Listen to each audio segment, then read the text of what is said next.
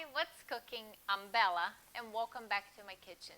If you're new to the channel, welcome as well, and please take a moment and subscribe.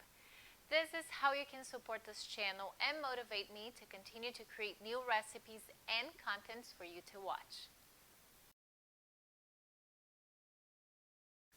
Our tutorial today is so simple, and in part this is actually why I wanted to make it. I didn't realize that a lot of people don't know how to make whipped cream from scratch. And instead of buying Cool Whip at the store, which is like a far distant cousin, I don't think you could call it a cousin because it's not made out of cream.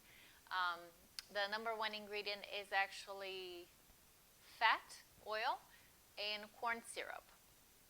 This is so simple.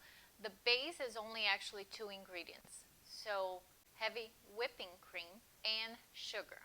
And then you're going to use anything to add other flavors or aroma, such as zest of a lemon or lime and essence, vanilla, almond, you name it. Whatever you want your whipped cream to taste like, that's what you're going to use.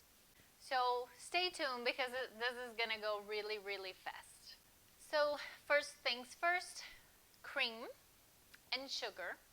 You may need a mixer, but you actually can make whipped cream by hand. Actually, in culinary school, they have us whip the cream by hand. When you notice that your cream is actually starting to thicken up, start paying really close attention and don't over whip it. You don't want butter. So I actually just want to show you a close-up of the consistency that I have right now. Put it in the fridge, in a container or a bowl, until ready to use.